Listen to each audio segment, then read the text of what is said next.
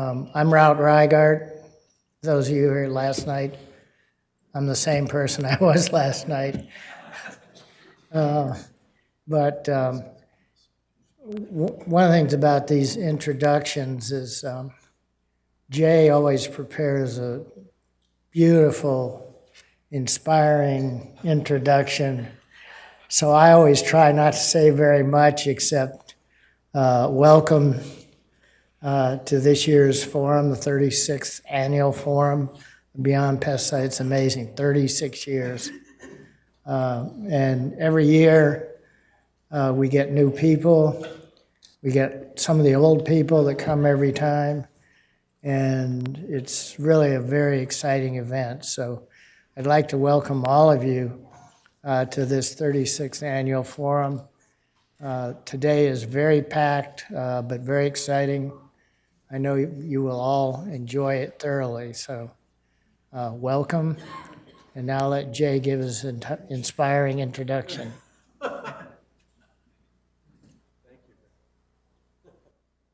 Wow, I hope I live up to that. Good morning, everybody, and welcome or welcome back.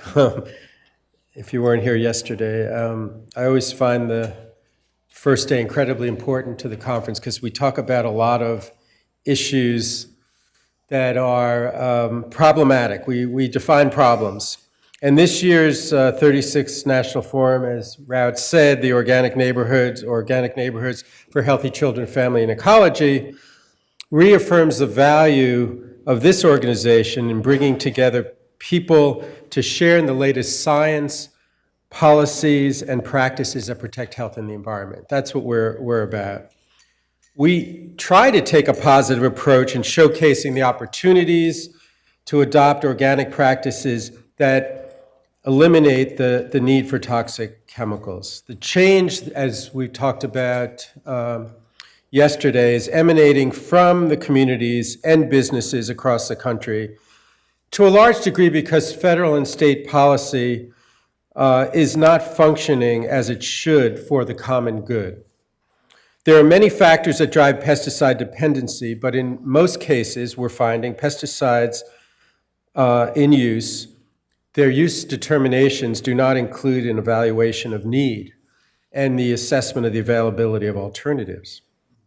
Over the last years, we've heard from speakers last night, we have seen a series of reversals on science-based regulatory decisions that raise serious questions and alert us to the need for public and environmental protection at the local level. EPA, and here's some of the issues that, just to recap, we've seen EPA reversals on a number of major issues, including the chlorpyrifos chemical and organophosphate chemical that has adverse brain effects on children. We're seeing reversals on endangered species protection, even though we have multi-agency assessments on the impact of organophosphates on 1,800 critically threatened and endangered species. We heard about and have read about the release of the Monsanto papers, which comes as a result of 700 families, or 700 documents uncovered as thousands of families sue Monsanto because of exposure to Roundup, glyphosate, and effects including non-Hodgkin lymphoma.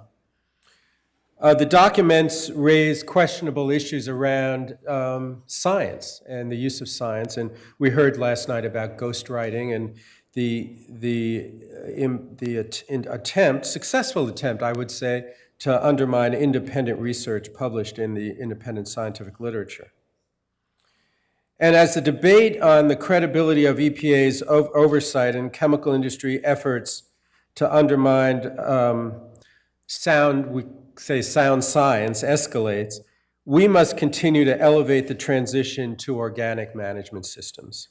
That's our response. Yes, we can tighten up the regulatory system. We must engage in that process. We must bring science to a process that is wrecked by political or politicization of science.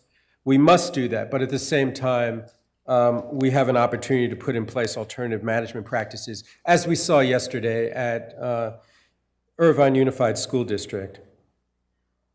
Yet, of course, organic is under attack, both in the U.S. Congress and in the USDA, which is responsible for certification of organic production. So we collectively are critically important, and we have to continually remind ourselves of that, whether we're talking about today, tomorrow, or months and years into the future. We are particularly important at this critical time in our nation's history. We are and we will affect change in the policies that allow hazardous pesticide use in our communities. We collectively and dramatically must increase corporate accountability in the marketplace, using the power of purchasing to buy products that are not destructive of health and the environment. So whatever sort of engagement we have, whatever entry point we have an opportunity to have an impact. We can impact in our purchasing decisions. We can impact in our local policy decisions. We can impact even at the neighborhood level with our families and friends. So today we will continue our task of becoming more informed advocates, soaking up the science, the real science, that should and must drive public policy. And the morning program, as you can see, is filled with cutting-edge scientists who are spending a lot of their energy, good energy, on bringing scientific findings to light, publishing in the independent peer-reviewed literature, writing books, and informing the social debate on these questions. And at the same time, we want to get really practical. The second half of the program today is focused on improving our understanding of the practical steps that must be taken to support soil biology and the natural cycling of nutrients in the management of agricultural soils, as well as healthy lawns, parks, landscapes, and gardens. And you'll note on the program a number of sessions that focus on soil management, which may sound wonky, but is at the root of all the issues we're really dealing with here.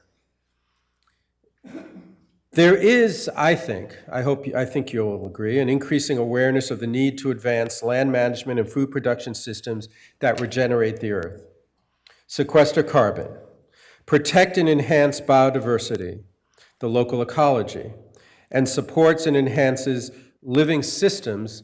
Systems is a key word here, of which we are a part. So thanks for what you do. Thanks for being here.